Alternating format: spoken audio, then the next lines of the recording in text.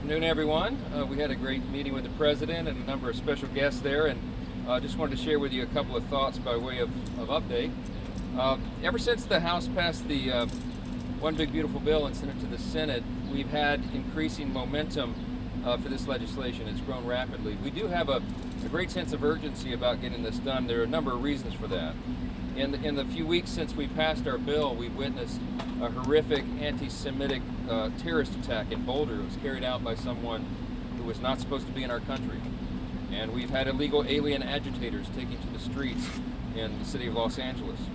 The One Big Beautiful Bill funds deportations so we can get these criminals out of our country, and it also funds border security at unprecedented historic levels.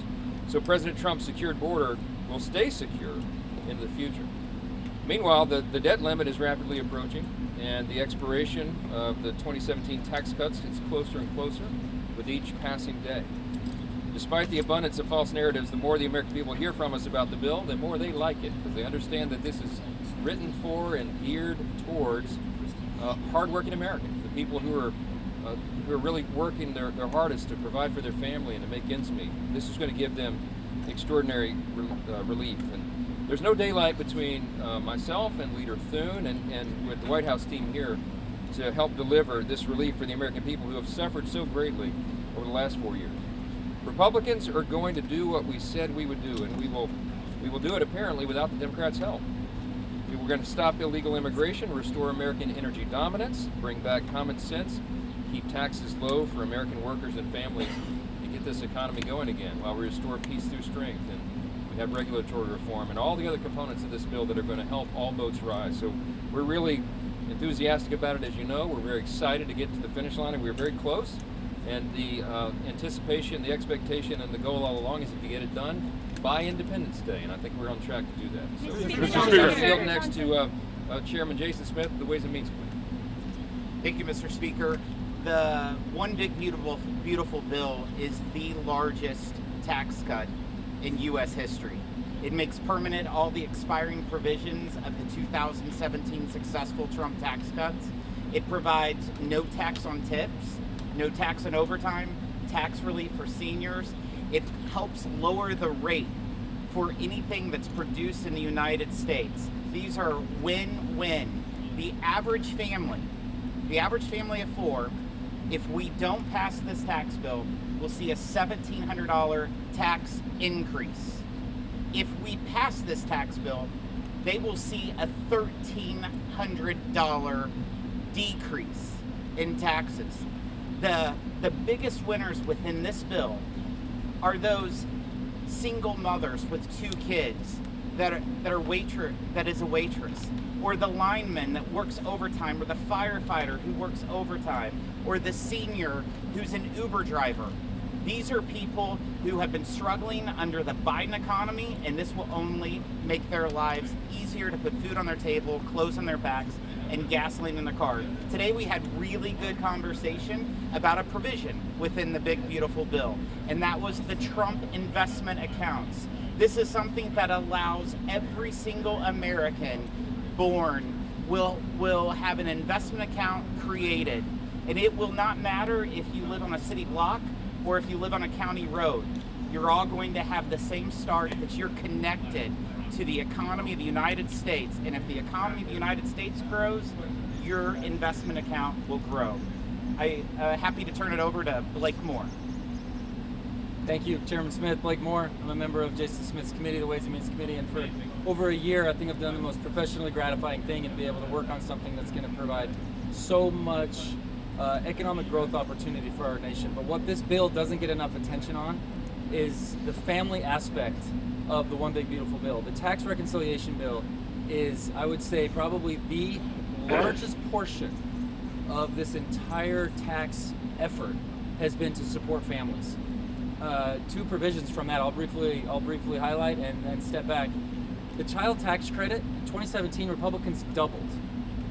Not something we get credit for, but reminding we wanted to support and invest in families to be able to go through all the expenses that they go through. We doubled that in 2017. It's set to go back to $1,000 this year if we don't get this bill done.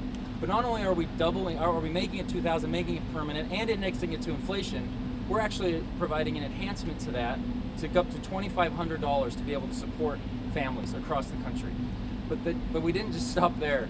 We created this provision that's been an enormous amount of good work from a CEO council that was here today meeting with the president, called the Invest America Act, also known as the Trump accounts, that are going to provide seed funding to every single child born over the next few years, creating them an opportunity to learn what compounding interest does. So when they're 18, they're going to see something that has grown significantly bigger than what it was when they first had it. And then when they're 30, it's going to even be better. And it's giving them hope and a launch pad to be able to live the American dream. And it's something that I can honestly say, I don't know of anything more gratifying to be a part of. And I'll turn back to the speaker. Mr. Speaker, Johnson, what is your ask for Thune and the rest of Senate Republicans? I mean, can the House live with a cap lower than $40,000?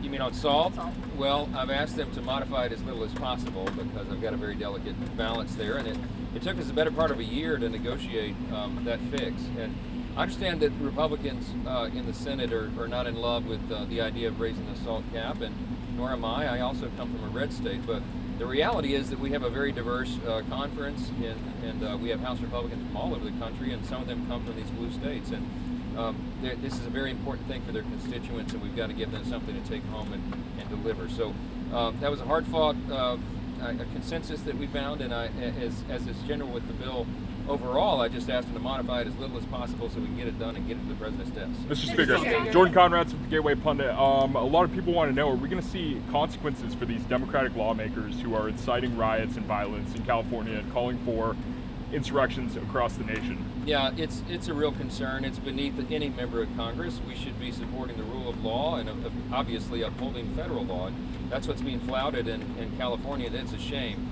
With regard to what the consequences are, I'm not sure yet. There'll be a lot of discussion about that. I mean, Congress has limited power to control our own. I mean, there are censures and those types of activities. But in the meantime, I would just encourage my colleagues to think very seriously, think very hard about that. The Democrats are making a terrible political calculation. They are on the side of lawbreakers. They are on the side of illegal aliens. They are on the side of, in some cases, MS-13 members and people who have abused their spouses. I mean, they're on the wrong side of this. The American people do not want violent criminals from other countries illegally in the U.S. I mean, this is a very common sense position that we've taken, and the Republican Party is standing for the deportation of these dangerous people. ICE is involved in that. It is their job to do so. And they are following the will of the country. The people don't want dangerous people here. This is the easiest question that they should be able to answer, then but they don't. They got one more on the Big Beautiful Bill, sir. Is there a provision within the Big Beautiful Bill regarding artificial intelligence, unregulated AI in all 50 states for the next 10 years? Are you aware of that? Why is that included in the Big Beautiful Bill, and does the White House know about it? Yeah, of course. I know about it. The White House knows about it. I spoke with it as recently as last night with David Sachs, who's the AI czar at the White House. Here's the rationale behind it. I think there's a lot of misunderstanding about this. It would be a very dangerous thing, we feel, for all 50 states to have a patchwork of regulations on AI. There's a number of reasons for that. Imagine a state like California that hyper-regulates everything. They would stifle innovation. They would put so much tape of regulation on top of it, they would smother it. And that would be a serious problem from a national security standpoint. Because remember, we're in a race with other countries, not the least of which is China.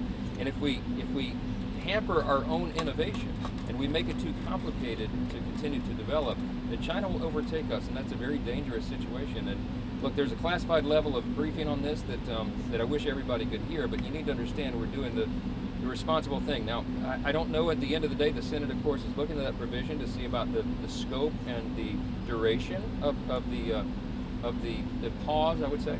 And we'll see how that comes out in their deliberations. But in the House, we felt like that was an important thing to do. I am a fierce guardian of states' rights and federalism and all those principles that made us the greatest nation in the history of the world. But there are a handful of issues that beg to be addressed on a federal level, and this is one of them. And Congress needs time to do this right so that we don't get ourselves behind China and other countries. Did you have an opportunity to talk with the president about Elon Musk, his comments on this bill, and if you believe in a reconciliation? I've spoken to the president quite a bit about all this, and I'm not going to talk about it. But your personal perspective. Look, I am very. We've communicated. Yeah. Look, I think that. I think there's going to be a reconciliation here, and I think it's really important for the country. Two very important individuals, and the president is doing his job. He is laser focused on that. He's not going to get distracted by Twitter wars and all the rest. And and he shouldn't, and he can't. So, but I think the temperature is being turned down, and I'm very hopeful that these two will reconcile. Are you working on the reconciliation between Elon Musk and President Trump? I'm doing my dead level best. I'm trying to be a peacemaker and all that. Two quick things. First of all, in there just a little while ago, the president suggested the deadline on the big beautiful bill may slip beyond July 4th. No. We're going to get it done by Independence Day. It's going to be a great celebration. One other thing, there's going to be a massive military parade here in D.C. later this week. If the District of Columbia needs reimbursement for any road repairs or other fixes after this massive parade, is Congress ready to reimburse the city for that? We haven't even addressed it. We'll address it if that happens. But I'll tell you, the president just mentioned in the event inside, I don't know, some of y'all were in there, but some of this is being privately funded, and it's going to be a good thing for the country. A showing of force on the Army's birthday, on Flag Day, and be a great celebration for America. So Are you thank you. trying to